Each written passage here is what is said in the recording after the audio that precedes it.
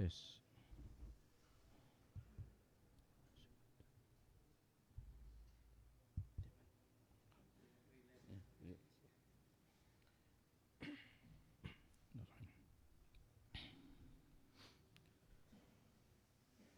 Assalamualaikum warahmatullahi wabarakatuh.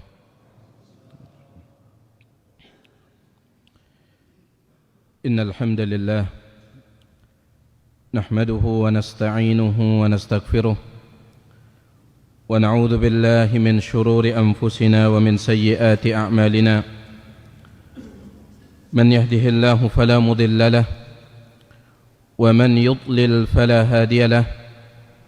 وأشهد أن لا إله إلا الله وحده لا شريك له وأشهد أن محمدا عبده ورسوله.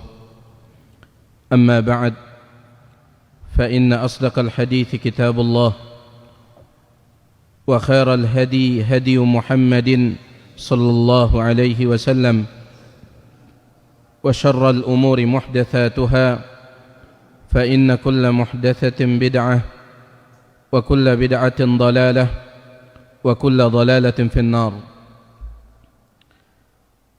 Para jemaah sekalian, Bapak Ibu yang tiang hormati, yang tiang muliakan, alhamdulillah atas kemudahan dari Allah Subhanahu wa taala kita bisa melanjutkan pengajian rutin kita.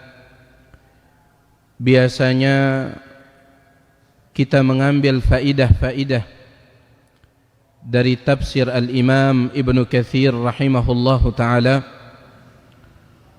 Untuk malam hari ini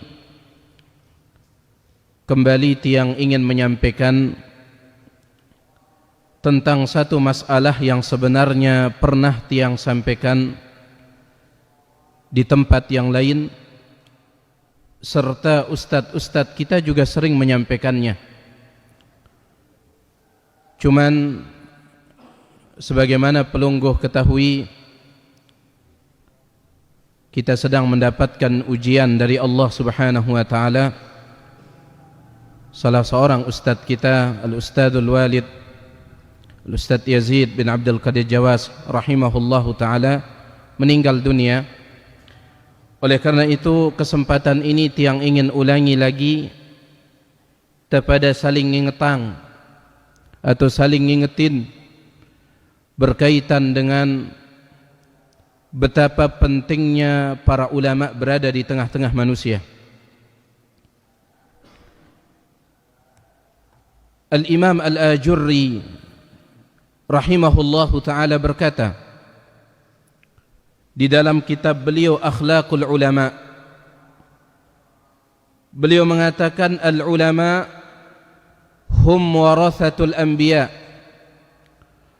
Para ulama adalah pewaris para nabi. Para ulama ahli waris para nabi. Dan ini berdasarkan hadis Nabi sallallahu alaihi wasallam, Innal ulama'a warathatul anbiya. Sesungguhnya para ulama pewaris para nabi. Wa innal anbiya'a lam yuwarrithu dinaran wala dirhaman. Dan para nabi itu tidak mewariskan dinar kepeng emas, tidak juga mewariskan dirham kepeng perak, tidak. Walakin warrathul ilma, tetapi yang mereka wariskan adalah ilmu. Dan yang mengambil warisan itu para ulama dengan si berilmu, para masyayikh kita, para guru kita. Mereka yang mengambil warisan tersebut, warisan si lebih mulia ketimbang warisan emas, ketimbang warisan perak. Bahkan jamaah sekalian, warisan ilmu ini ya beda gati kanca warisan harta. Kalau warisan harta itu bisa didapatkan secara otomatis. Lamun amanta yasugi kemudian meninggal dunia, otomatis hartanya turun kepada kita sebagai anak. Ibu kita dia kaya, dia sugih, meninggal dunia misalkan, otomatis hartanya turun kepada kita sebagai anak. Ini warisan harta. Namun warisan harta ini warisan otomatis. Tetapi kalau warisan ilmu tidak, jamaah sekalian. Seandainya ada orang dia alim, ulama belik, kemudian dia punya anak, kalau ulama ini meninggal dunia, apakah ilmunya otomatis turun kepada anaknya? Tidak, tidak turun. Kecuali kalau anaknya belajar. Ya. Mohon maaf, ndekna mesti kalau ayahnya tuan guru, anaknya langsung jadi tuan guru, tidak. Makanya disebutkan di dalam sejarah Imam Malik rahimahullah, Imam Malik ulama kota Madinah, gurunya Al-Imam Syafi'i. Imam Malik dia punya seorang anak, anaknya ini suka memelihara burung, sibuk melihara burung, sibuk melihara kedit kecial, itu terus anaknya Imam Malik. Ketika Imam Malik suatu hari melihat anaknya sibuk melihara burung kedit kecial, apa kata Imam Malik? Alhamdulillahi lam yaj'alil ilma mirathan mawruthan. Segala puji bagi Allah yang tidak menjadikan ilmu warisan seperti harta. Ilmu ini betul warisan Nabi, lagu ndekna pada marak warisan harta. Lamun warisan harta otomatis, warisan harta otomatis, lagu lamun warisan ilmu tidak. Bukan berarti bapaknya ulama, anaknya otomatis jadi ulama, tidak. Kecuali lamun anaknya itu belajar. Innamal ilmu bitta'allum. Sesungguhnya ilmu itu didapatkan dengan cara belajar. Ya. Bahkan sebagaimana yang pelungguh ketahui, ada salah seorang ulama kita, nama beliau Al-Imam Ibnu Hajar Al-Asqalani rahimahullah. Imam Ibnu Hajar Al-Asqalani rahimahullah, ulama besar mazhab Syafi'i. Beliau punya banyak kitab tulisan beliau. Di antara kitab tulisan beliau ada namanya Kitab Bulughul Maram min Adillatil Ahkam. Di dalamnya ditulis banyak hadis, ribuan hadis. Subhanallah, Imam Ibnu Hajar nulis kitab itu dari hafalannya. Disebutkan oleh para ulama, selapu hadis siara li dalam Kitab Bulughul Maram itu ditulis oleh Ibnu Hajar dari hafalannya. Dan dia menulisnya, ya, dan sebelumnya salah seorang ustadz kita yang menghafal kitab ini adalah ustadz kita, Ustadz Yazid rahimahullahu ta'ala. Disebutkan beliau menghafal Kitab Bulughul Maram rahimahullahu ta'ala. Jadi Imam Ibnu Hajar nulis Kitab Bulughul Maram, isinya ribuan hadis untuk saya, sebenarnya untuk anaknya. Disebutkan oleh Al-Imam As-Sakhawi, beliau menulis kitab itu mengumpulkan ribuan hadis untuk anaknya. Lagu ternyata anaknya tidak mampu menghafalnya.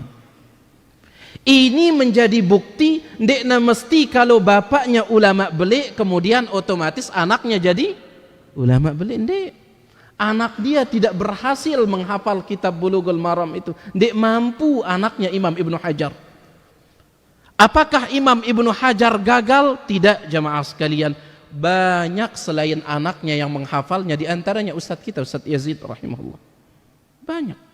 Berapa banyak pahala yang beliau dapatkan? Ya. Didapatkan oleh Imam Ibnu Hajar.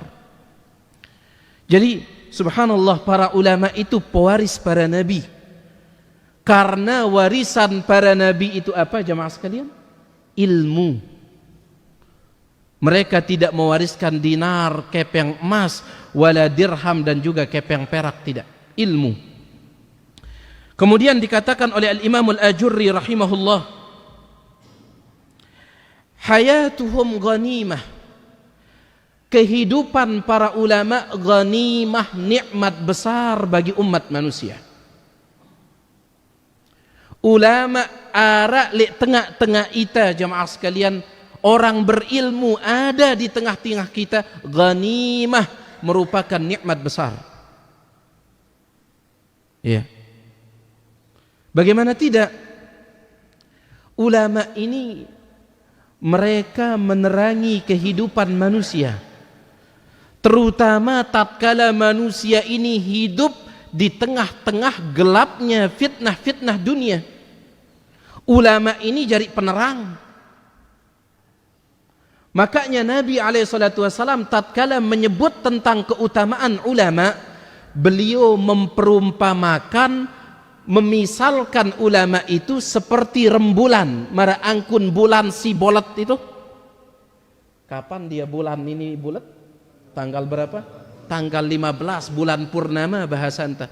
Nabi SAW bersabda, wa inna fadlal alimi alal abid, sesungguhnya keutamaan orang alim, keutamaan ulama, keutamaan orang yang berilmu, alal abid, dibandingkan dengan orang sekedar ahli ibadah, ka fadlil qamar, seperti keutamaan rembulan Lailatul Badri, di malam purnama tanggal 15, ala sairil kawakib, lamun bandingan dengan bintang-bintang. Karena menyinari ulama ini, subhanallah. Bahkan menurut Imam Ahmad rahimahullah, ulama ini sinarnya seperti matahari. Disebutkan di dalam sejarah, Imam Ahmad ini sering dia mendoakan gurunya di dalam sujud. Gurunya adalah Al-Imam Syafi'i rahimahullah. Jadi imam madhab yang 4 ini jemaah sekalian, imam madhab si pertama saya Abu Hanifah, imam madhab yang kedua Imam Malik, imam madhab yang ketiga Imam Syafi'i, imam madhab yang keempat Imam Ahmad. Taib, Imam Malik bertemu dengan Imam Abu Hanifah. Imam Malik disebutkan oleh sebagian ulama sempat dia bertemu dengan Imam Abu Hanifah, menurut sebagian ulama. Tapi Imam Syafi'i tidak bertemu. Imam Syafi'i ini bertemunya dengan Imam Malik, ya, berguru oleh Imam Malik. Kemudian Imam Ahmad ini bertemunya dengan Imam Syafi'i, seperti itu. Imam Ahmad berdaitkan ke Imam Syafi'i, Imam Syafi'i berdaitkan ke Imam Malik, Imam Malik berdaitkan ke Imam Abu Hanifah. Disebutkan dalam sejarah, Imam Ahmad ini sering dia mendoakan gurunya Imam Syafi'i. Bahkan dikatakan arba'ina sanatan, 40 tahun terus. Maka Imam Ahmad ditanya oleh anaknya, wahai bapak, wahai abah, seperti apa Imam Syafi'i itu? Anaknya tidak pernah jumpa. Seperti apa Imam Syafi'i itu? Sehingga pelungguh selalu mendoakan dia seperti apa? Maka Imam Ahmad mengatakan, ya bunayya, wahai anakku, asy-Syafi'i kasyamsi wa kal'afiyati. Imam Syafi'i itu seperti matahari. Kasyamsi lil ar, seperti matahari bagi bumi. Jamaah sekalian, malam hari tidak ada matahari. Ya, seperti sekarang malam hari tidak narak matahari, ketutup. Seandainya pelungguh nyalakan semua lampu, selaput dila nyala anda, lampu jalan semuanya dinyalakan, sama tidak terangnya dengan cahaya matahari? Tidak sama. Tidak sama terangnya dengan cahaya matahari. Selaput lampu masjid ini dah nyalaang, lek luar dah nyalaang, lek jalan dah nyalaang selaput lampu, tidak akan sama terangnya dengan matahari. Asy-Syafi'i seperti matahari, kata Imam Ahmad. Wa kal afiyah linnas, dan Syafi'i itu seperti obat bagi manusia. Selaput tak sakit jemaah sekalian. Sesehat-sehat apapun orang pasti pernah sakit Dan kalau dia sakit dia butuh apa? Obat. Kita ini butuh obat, dan obat kita para ulama. Dokter kita itu para ulama. Ya. Jadi subhanallah, kehidupan mereka itu nikmat, menerangi manusia. Oleh karena itu Nabi mengatakan ulama ini seperti rembulan. Begitu pula sebagian ulama menyebutkan bahwa para ulama ini seperti bintang. Merangkun bintang. Masih ingat dake pira tujuan bintang diciptakan oleh Allah? Allah menciptakan bintang itu tujuannya berapa? Imam Qatadah mengatakan 3. Allah menciptakan bintang, fungsinya itu 3 jamaah sekalian. Ya. Si pertama zinatan lis-sama, sebagai perhiasan langit, ini bintang. Si kedua rujuman lisyayatin, sebagai alat untuk nembak syaitan, alat pelempar syaitan. Kemudian yang ketiga wa alamatin yuhtada biha, sebagai alat penunjuk arah. Ya. Lamun layak dengan si bekapal laut, mereka tidak punya kompas. Tahu dah kompas? Penunjuk arah itu. Dek narak kompas yang mereka jadikan penunjuk arah bintang. Oh berarti itu arah selatan itu. Oh itu arah utara, bintang dipakai. Itu fungsi Allah menciptakan bintang. Jadi penghias langit, perhiasan langit. Si kedua jadi alat penembak syaitan. Si ketelu sebagai penunjuk arah. Dan 3-tiganya ini ada pada ulama. Ulama ini perhiasan bagi umat. Ya, makanya banyak ustadz kita mengatakan beda hidup lek Madinah kan cale Indonesia. Kenapa? Lek Madinah luwe ulama no. Nikmat jadinya, indah jadinya. Pelungguh yang sering umrah, pelungguh pasti paham ngombe keadaan lek Masjid Nabawi ini. Pengajian di sana, pengajian di sana, nikmat indah sekali. Kenapa? Ulama ada di tengah mereka. Sebagaimana bintang perhiasan langit, ulama ini perhiasan umat. Si kedua bintang sebagai alat penembak syaitan, ulama juga seperti itu. Si jelasang hitam besi salah, ulama. Ketika muncul pemahaman menyimpang, datang ulama menjelaskan. Ya. Datang ulama menjelaskan. Arah pemahaman Syiah, arah pemahaman Khawarij, arah pemahaman Mu'tazilah, arah pemahaman Qadariyah, arah pemahaman Jahmiyah, luwe pemahaman menyimpang. Siapa yang menjelaskannya? Ulama. Ulama ini sebagai penembak pemahaman menyimpang ini. Makanya Abdullah bin Abbas mengatakan, alimun wahid asyaddu ala syaitan min alfi abid. Satu orang ulama lebih berat untuk dilawan oleh syaitan ketimbang 1000 ahli ibadah. Satu ulama, kata Abdullah bin Abbas, asyaddu ala syaitan, lebih berat dirasakan oleh syaitan min alfi abid, daripada 1000 ahli ibadah. Ya. Oleh karena itu subhanallah, mereka seperti bintang, alat penembak syaitan. Kemudian yang ketiga, sebagai alat penunjuk arah. Alat penunjuk arah. Kan sering kita jamaah sekalian, tatkala lek julunta arak beberapa pilihan, kita bingung mau mengambil pilihan yang mana ini. Sering kita nelpon ustadz, tiang yang pendapat ini, tiang bingung, tiang mau mengambil yang mana ini, tiang bingung ini. Jadi ustadz yang kita jadikan sebagai penunjuk arah, terutama tatkala kita sedang kebingungan. Ya, luar biasa keberadaan para ulama ini. Ya. Baik. Jadi dikatakan di sini hayatuhum ghanimah, kehidupan para ulama itu ghanimah, nikmat besar. Sebaliknya jemaah sekalian, wa mautuhum musibah, kematian mereka adalah musibah yang besar. Tadi di awal kita sampaikan ulama itu pewaris siapa? Pewaris Nabi sallallahu alaihi wasallam. Maka sebagaimana wafatnya Nabi alaihi salatu wasallam musibah besar, maka wafatnya ahli waris beliau juga musibah besar.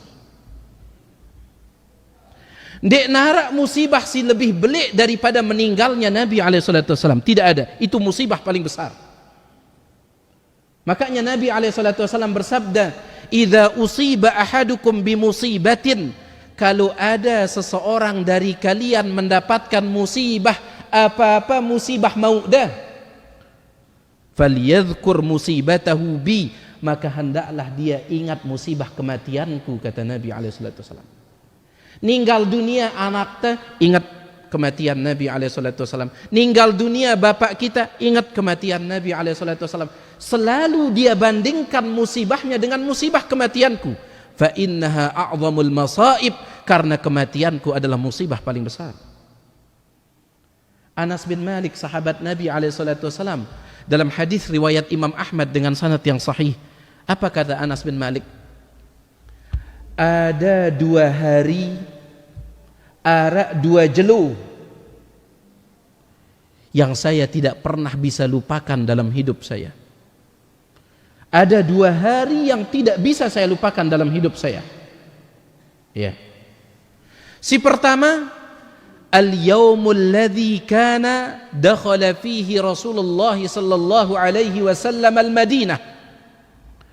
Hari yang pertama yang tidak bisa saya lupakan adalah hari tatkala Nabi alaihi salatu wassalam baru sampai ke kota Madinah. Entah udah kan Nabi alaihi salatu wassalam itu lahir di mana? Di mana Nabi lahir? Mekah. Kemudian beliau hijrah menuju Madinah. Kata Anas bin Malik radhiyallahu an, hari tatkala Nabi SAW masuk ke kota Madinah, sampai di kota Madinah, ini hari pertama yang tidak bisa saya lupakan. Kenapa? Adha'a minha kullu syai', segala sesuatu yang ada di Madinah bersinar. Selapu pepa siarak di Madinah ini bersinar. Ini yang pertama. Sedangkan hari yang kedua yang tidak bisa saya lupakan adalah al-yaumul ladzi tuwfiya fihi Rasulullah sallallahu alaihi wasallam, hari yang di dalamnya Nabi alaihi salatu wasallam meninggal dunia. Adlama minha kullu syai', segala sesuatu di Madinah itu menjadi gelap, kata Anas bin Malik. Musibah besar ninggal dunia Nabi alaihi salatu wasallam. Maka begitu pula musibah besar ninggal dunia ahli waris Nabi alaihi salatu wasallam. Saya ahli waris Nabi alaihi salatu wasallam, para ulama. Musibah besar. Ya. Pelunggu lihat ya Ustaz Al-Fadil rahimahullah. Semoga Allah merahmati beliau. Ya. Mengampuni kesalahan beliau, menempatkan beliau ke dalam keluasan surganya. Banyak orang merasa kehilangan rahimahullah taala. Lui Ustaz tasilayan lui, tapi tetap ya, meninggalnya orang alim itu luar biasa, musibah besar. Wa mautuhum musibah, meninggalnya mereka musibah besar. Ya. Kenapa meninggalnya ulama itu musibah besar, jemaah sekalian? Karena tatkala ulama meninggal dunia, maka ilmu agama ini terangkat. Meskipun luwe penggantinya kadang tidak bisa sama.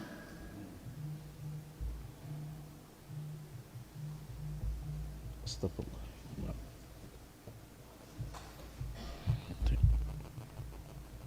Kadang luwe penggantinya tetapi tidak bisa sama. Wahid dan dengar nama Imam Bukhari, hadis riwayat Bukhari. Imam Bukhari ini ahli hadis luar biasa, sampai diberikan gelar Amirul Mukminin fil Hadis, pemimpinnya orang beriman dalam ilmu hadis. Ninggal dunia Imam Bukhari, ada tidak yang menandingi ilmunya Imam Bukhari?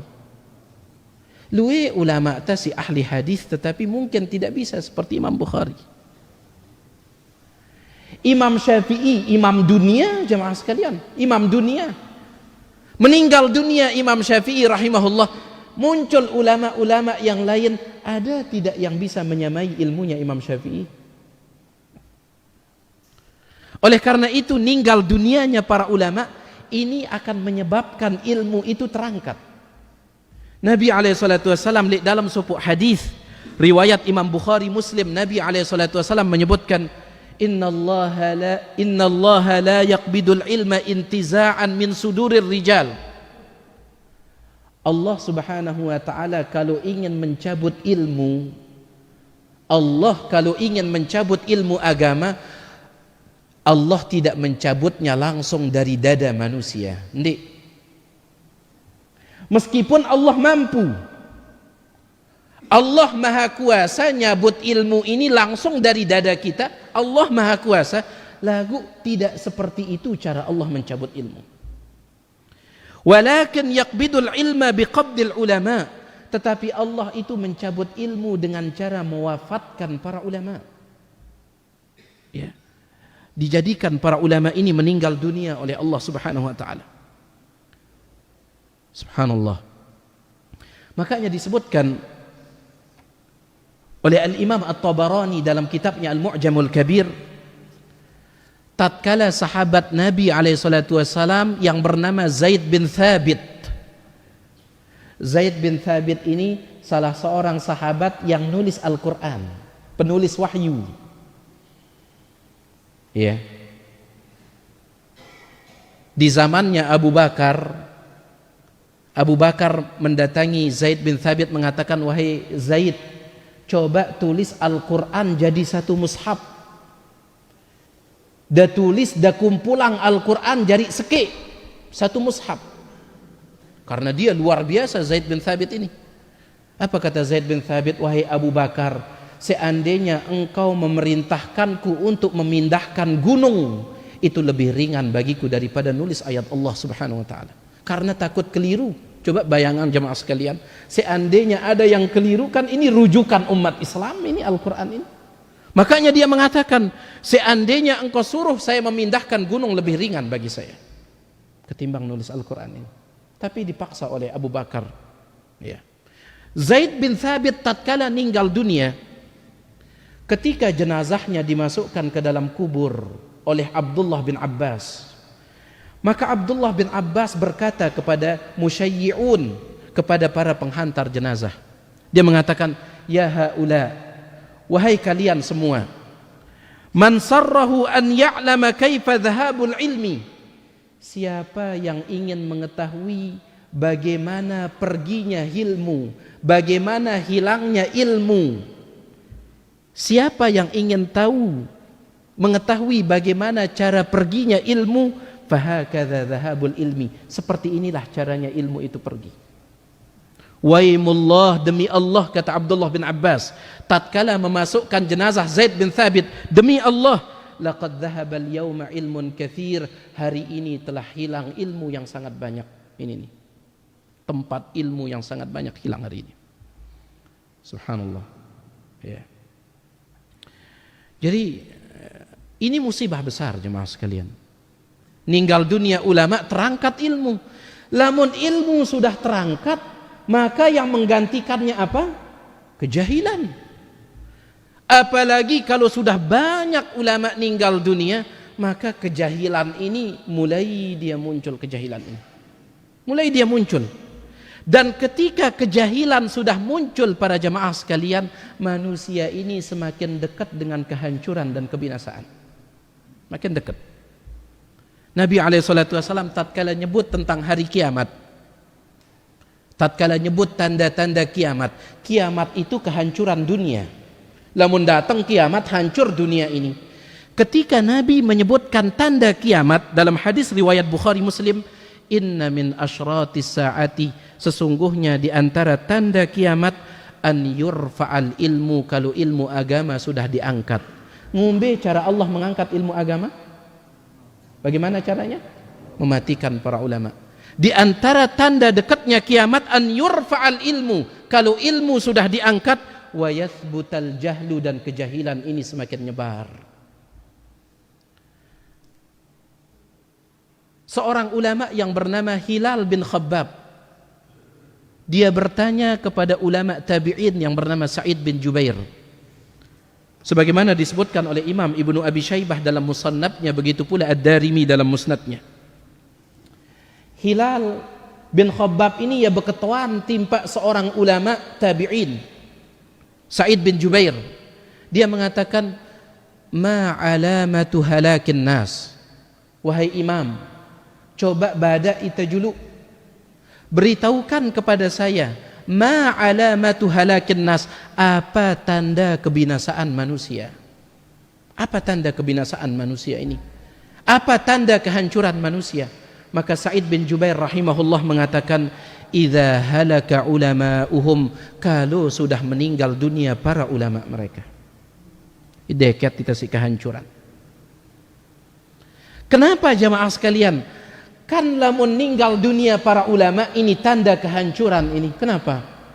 Dalam hadis riwayat Imam Bukhari dalam kitab sahihnya, Nabi SAW menjelaskan bahwa kalau ulama sudah meninggal dunia, ilmu terangkat. Ya.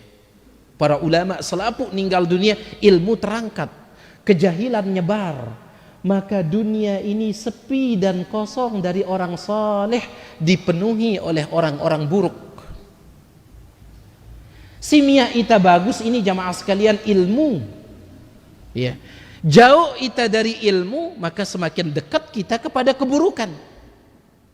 Dekat kita kepada ilmu, insya Allah semakin jauh kita dari keburukan. Ia sudah rumusnya, ia rumusnya. Dekat idale ilmu, jauh idale keburukan. Jauh idale ilmu, dekat idale keburukan. Itu sudah rumusnya. Jadi ketika dunia ini kosong dari para ulama, kosong dari orang saleh, maka isinya orang-orang yang buruk. Tatkala itu Allah tidak lagi peduli terhadap dunia ini. Allah tidak peduli terhadap dunia ini, dan Allah siap-siap akan menghancurkannya. Dalam hadis riwayat Imam Bukhari, tiang bacakan pelungguh, Nabi SAW bersabda, yadhhabus salihun, orang-orang salih akan pergi, maksudnya meninggal dunia. Fal awwalu fal awwal, satu demi satu. Nabi SAW memberitahukan para sahabat, yadhhabus salihun, orang-orang saleh akan pergi meninggal dunia. Al-awwalu fal awwal, satu demi satu mereka pergi. Ya. Wa yabqa hufalatun ka hufalati syairi awit tamar. Ketika orang-orang saleh sudah meninggal dunia, para ulama sudah meninggal dunia, kata Nabi SAW, yang tersisa adalah hufalah, sisa-sisa manusia. Kahufalati syair awit tamri, seperti sisa gandum beras. Apa namanya ampas gandum, ampas beras itu? Sisi. Mara angkun sisi. La ilaha illallah. Itu yang tersisa. Karing sese, kata Nabi SAW, kahufalati syair awit tamr, seperti sisa gandum, sisa beras, atau sisa kurma. Karing sese nah, saya melengakan sese jemaah sekalian. Di nara, itu yang tersisa. Orang-orang saleh pergi satu demi satu, dan yang tersisa seperti itu. Nah, kalau itu yang tersisa, apa yang terjadi? La yubalihimullahu balatan, Allah tidak peduli kepada mereka sedikit pun. Allah tidak peduli. Kalau Allah sudah tidak peduli jamaah sekalian, Anda tak tahu tagihan hidup. Ya. Jadi subhanallah, para ulama ini luar biasa keberadaan mereka. Nikmat besar, dan meninggalnya mereka adalah musibah yang sangat besar. Ya. Taib. Dikatakan oleh Imam Al-Ajurri di sini, yudzakkiruna al-ghafil. Ulama itu dia yang mengingatkan orang yang lalai. Wa yu'allimuna al-jahil, dia yang mengajarkan orang yang jahil. Ya.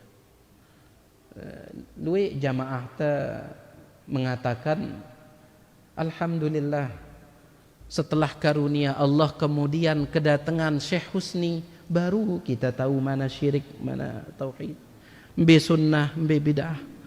Layak jak selapuknya ya pada doang. Ya pada doang. Ya. Sampai kalau bahasa ustadz kita, mohon maaf, bahasa ustadz kita, Ustadz Sofyan Bapinzen, beliau mengatakan layak aja ya pada rekat bedeng kanca tain begang no. Ya pada doang ruana. Kita tidak bisa membedakan mana ketan hitam dan mana kotoran tikus, nggak bisa. Ya pada ruana. Tapi alhamdulillah datang orang yang berilmu. Ya, di antaranya Syekh kita Syekh Husni rahimahullah taala. Baru kita tahu mana tauhid, mana syirik. Ya. Kemudian mana itu sunnah, mana itu bid'ah. Subhanallah. Mereka yang mengingatkan orang yang lalai, wa yu'allimunal jahil, mereka yang mengajarkan orang yang jahil. Seandainya ndek nara ulama ngumbe angkun hidup ta ini, makanya Al-Imam Al-Hasan Al-Basri rahimahullah mengatakan, sebagaimana disebutkan oleh Ibnul Jauzi dalam kitabnya At-Tabsirah. Al-Imam Al-Hasan Al-Basri mengatakan, laulal ulama, kalau bukan karena jasanya para ulama, la saran nasu mithlal bahaim, maka manusia ini akan hidup seperti binatang, kata beliau. Kalau bukan karena jasa para ulama, la saran nasu mithlal bahaim, manusia ini pasti hidup mara angkun binatang. Dia tak tahu mbe salah, mbe kena, mbe halal, mbe haram. Yang penting perut kita ini sudah kenyang, selesai sudah. Kan seperti itu binatang, mohon maaf. Binatang itu kan yang penting perutnya kenyang dan seterusnya. Makanya Allah Subhanahu wa taala katakan tentang orang kafir. Dengan kafir ini mereka tidak tahu yang namanya ulama. Karena mereka tidak punya ulama, maka mereka tidak tahu halal haram. Apa kata Allah di dalam Al-Qur'an? Walladzina kafaru, orang-orang kafir, yatamatta'un, hidupna li dunia poya-poya, wa ya'kuluna kama ta'kulul an'am, mereka makan seperti binatang makan. Orang kafir tidak tahu halal haram. Kenapa? Mereka tidak punya ulama. Subhanallah. Laulal ulama, kalau bukan karena jasanya para ulama, la saran nasu mithlal bahaim, mungkin kehidupan manusia akan sama seperti binatang. Panjang pengajian ini jamaah sekalian kalau kita menjelaskan tentang keutamaan ulama, pentingnya ulama hidup di tengah-tengah kita. Di sini tiang ingin tutup kajian kita ini dengan satu nasihat yang disampaikan oleh sahabat yang mulia Ka'ab bin Malik rahimahullahu taala, radhiyallahu anhu. Sahabat yang mulia Ka'ab bin Malik radhiyallahu taala anhu. Disebutkan oleh Al-Imam Al-Ajurri rahimahullah dalam kitab Akhlaq Al-Ulama. Selaku tawah pada paham tentang bagaimana pentingnya orang berilmu di tengah kita. Apa kata Ka'ab bin Malik, sahabat Nabi SAW?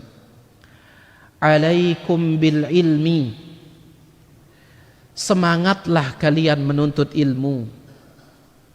Daripada semangat nuntut ilmu, daripada rajin nuntut ilmu, qabla an yadhhaba, sebelum ilmu ini pergi. Semangat.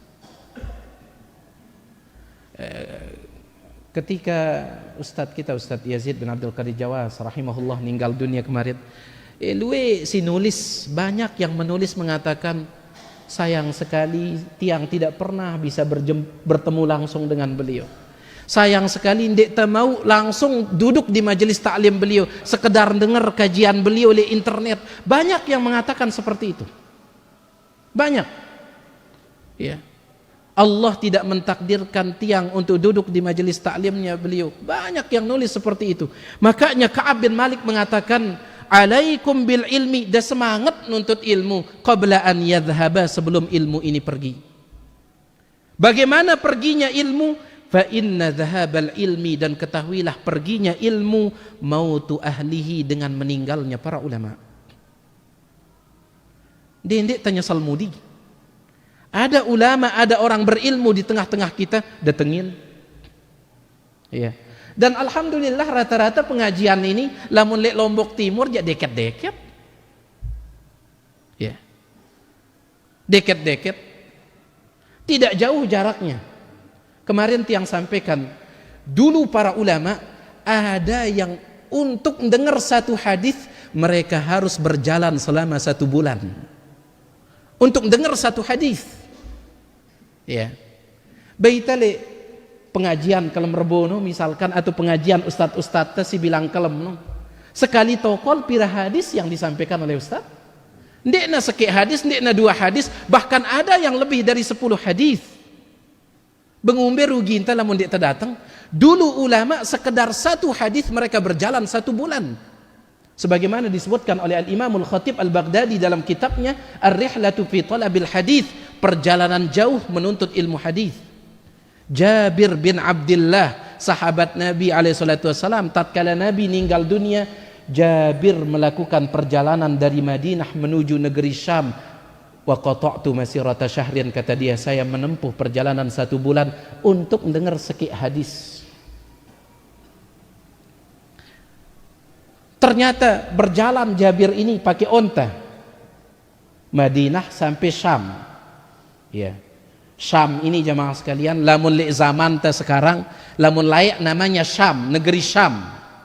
Kalau sekarang ini 4 negara, Suria, Palestina, Libanon, Yordania, itu Syam. Jadi 4 negara sekarang ini, Suria, Palestina, Yordania, Libanon. Itu 4 negara. Jabir ini dia pakai onta dari Madinah menuju Syam, 1 bulan perjalanan. Sampai di negeri Syam, ternyata sahabat yang ingin dia temui itu namanya Abdullah bin Unais Al-Ansari. Apa kata Abdullah bin Unais Al-Ansari? Jabir, apa perlu anda datang ini jauh-jauh dari Madinah ke sini? Apa perlu anda datang? Kata Jabir, saya mendengar berita bahwa engkau punya satu hadis yang engkau dengar dari Nabi SAW, sedangkan saya belum pernah mendengarnya. Dek tiang sempat dengar ya langsung dari Nabi SAW tatkala Nabi hidup, dan saya dengar berita engkau yang mendengarnya dari Nabi SAW. Fa akhafu an amuta aw tamuta qabla an asma'ahu, dan saya khawatir, makanya saya cepat-cepat datang ke sini. Saya khawatir akan meninggal dunia duluan atau engkau meninggal dunia duluan sedangkan saya belum sempat dengar hadis yang satu itu. Maka saya datang sini 1 bulan jamaah sekalian. 1 bulan. Ya. Maka Ka'ab bin Malik mengatakan, daripada rajin nuntut ilmu, Sai ustadz jemaah sekalian. Ya, selama ustadz kita itu mengajarkan Al-Quran, hadis sesuai pemahaman para sahabat, berusaha datengin. Karena mereka adalah pewaris para nabi. Kemudian Ka'ab bin Malik mengatakan, mautul alim najmun tumis. Kematian orang yang berilmu najmun tumis, seperti bintang yang padam cahayanya. Mara angkun bintang si pedak cahayanya, itulah kematian orang alim. Wa kasrun la yujbar, seperti patah yang tidak bisa yujbar. Apa bahasa andali itu? Lamun tiang li timu, lamun arak dengan polong imana, ya. Kalau ada orang patah tangannya, ditawur namanya. Apa bahasa anda? Ditawur. Kata Ka'ab bin Malik, kematian orang berilmu seperti bintang yang padam, wa kasrun la yujbar, seperti patah yang tidak bisa ditawur. Ngumbe-ngumbe caranda nawurian dek bau. Itu kata Ka'ab bin Malik. Ngumbe-ngumbe caranda dek bau. Lamun iman ta si polong bau tetawur ya. Ya. Bisa ditawur. Tapi kalau kematian ulama, kasrun la yujbar, patah yang tidak bisa ditawur, diperban. Wa thulmatun la tusad, serta kematian ulama itu merupakan apa namanya, sulmah itu bolong, tepung, seperti tepung, seperti bolong yang tidak bisa ditutup lagi. Ya, lamun narak panci nda ya bolong, bau dah tampel ya. Ya, ibu-ibu ember dah ya belak, misalkan ember dah ngisi dai sugol ai no, bau dah tempel yang ngadu selirban no si belik no, bau. Tapi kematian ulama itu sulmatun, adalah sebuah bolong la tusat, yang tidak bisa ditutup. Tidak bisa ditutup. Mara ungkat tiang si bro no, meskipun ada penggantinya, kadang penggantinya tidak sama seperti dia. Tidak sama seperti dia. Ya. Baik. Kemudian Ka'ab bin Malik mengatakan, bi abi wa ummi al ulama, sampai Ka'ab mengatakan, saya sanggup mengorbankan ibu dan ayah saya al-ulama untuk mempertahankan para ulama. Qiblati idza laqituhum, ulama ini adalah kiblatku kalau aku bertemu dengan mereka. Ya, lamun da bedayat dengan si berilmu, deketin jemaah sekalian. Rapetin, kemudian tanya tentang ilmu. Ya. Kemudian wadallati idza lam alqahum, ulama ini seperti barang hilang tatkala saya tidak bisa bertemu dengan mereka. Lamun nara barang tasi berharga hilang, luar biasa temeta ya. Ulama ini kalau tidak ketemu cari dia, kenapa? Dallati, barang hilang. Kemudian Ka'ab bin Malik menutup ucapannya, la khaira fin nasi illa bihim, dek nara kebaikan di tengah-tengah manusia kecuali melalui perantara para ulama. Baya kesimpulan pengajian teh selapu si sampeang teh si beru si pertama, ini kesimpulannya, selama ustadz-ustadz kita masih hidup ke manfaatan jemaah sekalian, manfaatkan, datengin pengajian para ustadz-ustadz kita, tidak jauh ya, tidak jauh. Nah ini dia tiang endang, maaf atas segala kekurangan. Jadi sekali lagi mudah-mudahan Allah subhanahu wa ta'ala merahmati para ulama yang telah meninggal dunia, ustadz-ustadz kita yang meninggal dunia ya, mengampuni mereka, menempatkan mereka di dalam keluasan surganya, amin ya rabbal alamin. Ini dia yang bisa tiang sampaikan, yang maaf atas segala kekurangan. Lamun ara ginda ketuanang tiang persilahkan selesai azan lamun ara.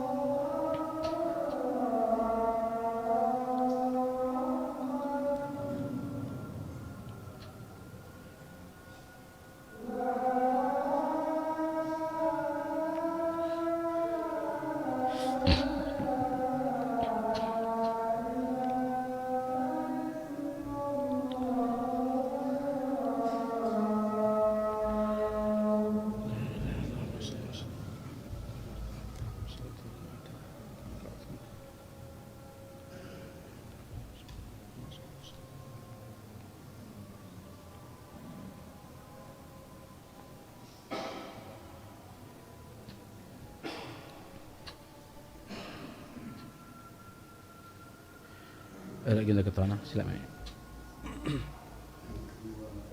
Okay.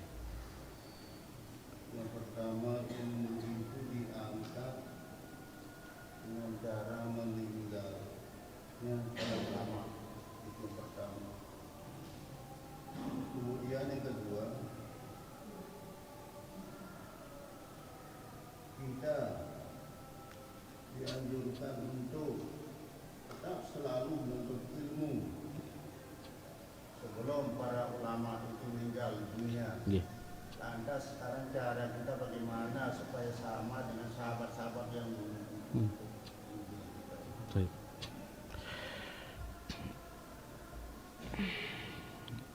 Alhamdulillah, wassalatu wassalamu ala rasulillah wa ala alihi wa sahbihi wa mawalah wa la hawla wa la quwata illa billah, ma ba'd.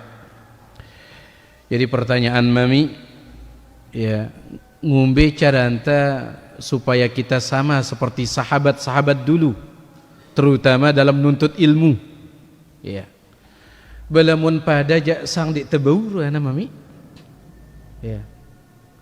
Lamun pada jak sang di tebau. Makanya Nabi alaihissalatu wassalam mengatakan qaribu wasaddidu, dekatkan amalan kalian dengan amalanku. Lamun gen pada 100% amalan ta kanca Nabi alaihissalatu wassalam di tegin mampu. Makanya dekatkan. Nebau-bau mirip kah? Nebau-bau mirip. Begitu pula dalam urusan ilmu, jangankan sama dengan para sahabat, sama dengan ulama-ulama terdahulu yang bukan sahabat saja sulit jemaah sekalian. Alhamdulillah, rata-rata jamaah rajin ngaji, alhamdulillah, wajib tasyukur ini. Tapi jamaah sekalian, sehebat-hebatnya kita ngaji sekarang, serajin-rajinnya kita ngaji sekarang, dia gen bau pada marak ngajinya para ulama dahulu. Tiang kasih pelungguh satu contoh saja. Ada salah seorang ulama disebutkan oleh Al-Imam Ibnu Katsir dalam Al-Bidayah wan Nihayah, kalau tiang tidak khilaf namanya adalah Al-Imam Ibnu Abi Tahir. Kalau tiang tidak, Al-Imam Ibnu Abi Tahir. Dia mengatakan apa jemaah sekalian? Saya minum kencing saya 3 kali di dalam menuntut ilmu hadis. Saya minum kencing, subhanallah. Tiang nginem, mohon maaf, ai penek tiang sendiri. Ya. Di dalam nuntut ilmu hadis itu, itu saya meminumnya 3 kali. Ketika dijelaskan oleh Imam Ibnu Katsir, beliau mengatakan sepertinya itu dalam keadaan darurat. Kenapa? Dia habis bekal. Baik. Lagu mereka habis bekal itu tidak membuat mereka berhenti nuntut ilmu. Dek nara air seperti sekarang. Alhamdulillah sekarang setiap pengajian kan air sebarang. Ini untuk dia minum tidak ada. Sampai yang dia minum apanya? Kencingnya sendiri. 3 kali kata dia. Disebutkan oleh Ibnu Katsir dalam Al-Bidayah 3 kali. Dia takanggung nginam penek ta jemaah sekalian, tidak boleh, itu najis. Tetapi ingat, dalam keadaan darurat dibolehkan apa yang tidak boleh. Dia takanggung akan bangke, tetapi dalam keadaan darurat tidak ada yang dimakan, hampir akan mati, boleh makan bangke. Begitu pula ini. Makanya Imam Ibnu Katsir mengatakan sepertinya itu dalam keadaan darurat. Ngombe yang kuntegen pada ini seperti ini mereka nuntut ilmu. Disebutkan oleh sebagian ulama, ya, dulu para ulama tatkala nuntut ilmu, tatkala mereka dapat kabar akan datang ulama ini ke kota kita, gen datang seorang ulama ke kota kita. Kisah ini sering disampaikan dulu oleh Ustadz kita, Ustadz Mu'ti Ali hafizahullah ta'ala, menunjukkan hebatnya para ulama. Tatkala nyebar berita akan ada seorang ulama datang ke kota ini misalkan, Maka penuntut-penuntut ilmu di zaman itu mereka menunggu dari 2 hari. Wah 2 jelo siap lihat tempat itu. 2 hari sudah siap mereka nunggu. Ya. Ndek ke ustadz no bejulu ndek. Ya, ndek. Ini mereka 2 hari sebelum datang itu mereka sudah siap di sana. Sebutkan di dalam kitab sejarah. Dan ini sering disebutkan oleh Ustaz Al-Fadhil Ustaz Mu'ti Ali dulu ketika nyemangatian kita, kata beliau, usahakan datang sebelum gurunya datang. Lalu beliau sampaikan kisah-kisah seperti ini. Jadi maksud tiang lamun gen pada jak sang dek tabau minimal setidaknya mirip kah? Ya, mirip. Ya. Marak bahasan dengan no, lamun ulama dulu 12 baita 11 kah? Ndekna ulama no 12 ita masih lek 6. Lek 6 lek bawah lek itu. Ulama no 12 lek atas. Ndek 11. Ya, deket-deket lah mirip-mirip. Ya. Maka ini dia jemaah sekalian. Hadza wallahu taala a'la wa a'lam. Besang ya ruana pengajian teh masih ada? Sila. Gini. Gini. Harta apa itu? Khatib Jumat nggih.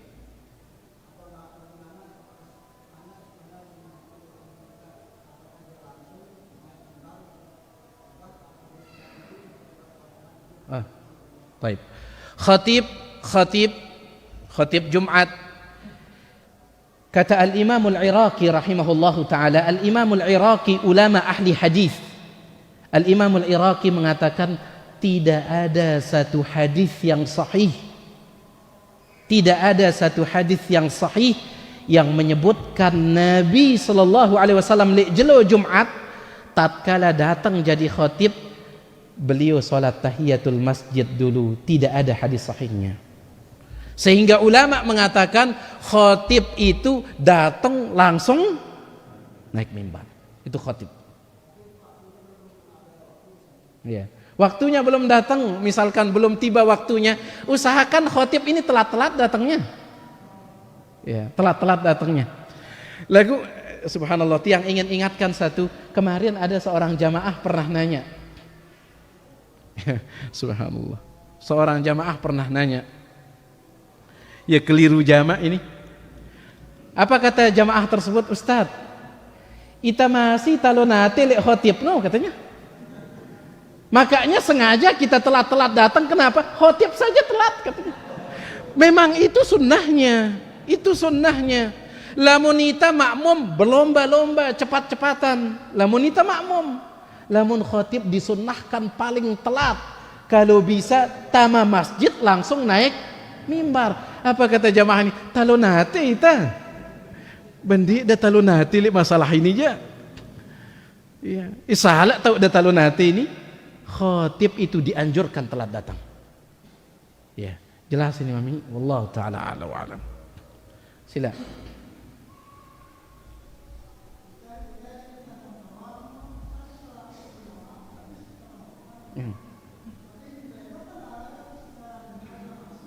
La ilaha illallah. La ilaha illallah. Ita lamun jari dengan awam selaku ulama bagus kata beliau. Simbe ngarnina ulama sindik bagus. Ulama yang tidak bagus adalah ulama yang tidak membawa ilmu seperti yang dibawa oleh Nabi Muhammad sallallahu alaihi wasallam. Ya. Itu dia. Ulama sindik bagus, ulama yang mengajarkan ilmu, lagu ilmu ini bukan ilmu Nabi alaihi salatu wasallam, ndekna ilmu Al-Qur'an, ndekna ilmu hadis, ndekna sesuai dengan ilmu para sahabat. Ara ke ilmu singeno ada contohnya ilmu kalam misalkan. Makanya Imam Malik gurunya Imam Syafi'i.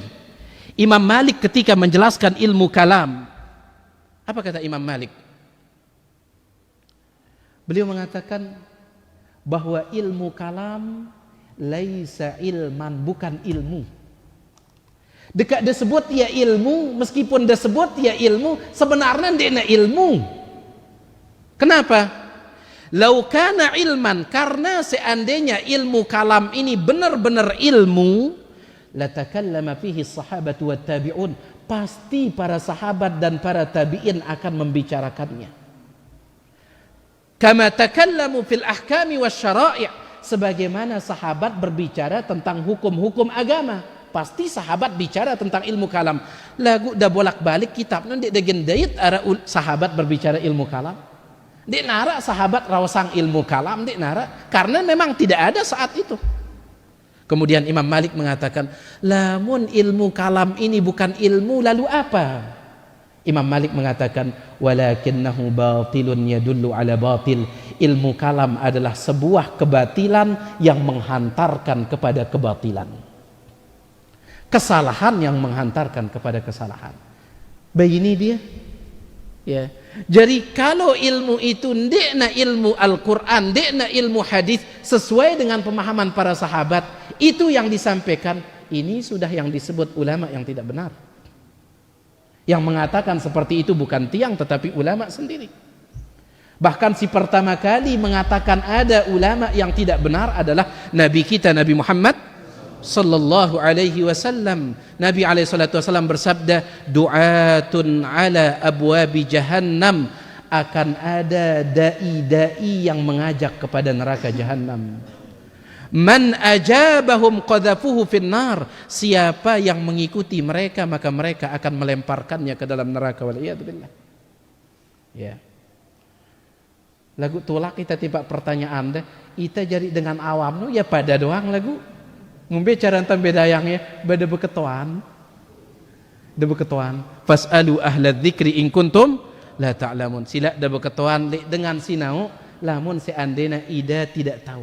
Ya, tidak tahu iya misalkan ya kena tuh nih. Ya. Dulu tiang tutup dengan ini. Tiang pernah membeli satu kitab.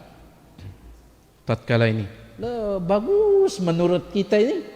Tatkala tiang masih li Abu Hurairah dulu. Tiang beli kitab bahasa Arab, tiang buka, lah bagus. Menurut tiang, karena itu dengan awam masih ini. Kemudian tiang tanyakan ke ustadz kita, Ustadz Mu'ti Ali hafizahullah, apa kata beliau? Buang dia. Ini kitab tidak benar penulisnya ini. Dia mencaci ulama-ulama ahlus sunnati wal jamaah. Lamun itu aja kenapa bagus? Ya, itu pada sampai beli ya. Kita beli kitab itu, lagu apa kata Ustaz? Ini tidak bagus kitabnya ini. Penulisnya ini dia suka mencaci maki para ulama. Syekh Albani dicaci maki, Syekh bin Baz dicaci maki. Ya, subhanallah. Menurut kita masih tele SMA lah ya, le Abu Hurairah, masih awam. Dia tahu besi kena besi salah ini. Makanya ini pentingnya sampai untuk membeli kitab kita tanya kepada ulama. Kitab ini cocok dibeli atau tidak ini? Seperti itu dahulu para ulama. Ndek na asal narak ke yang dak beli kah? Ndek. Tanyakan dulu. Ya bagus ke kitab ini atau ndek? Subhanallah. Wallahu taala a'la wa alam.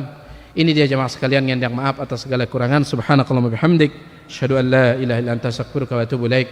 Assalamualaikum warahmatullahi wabarakatuh.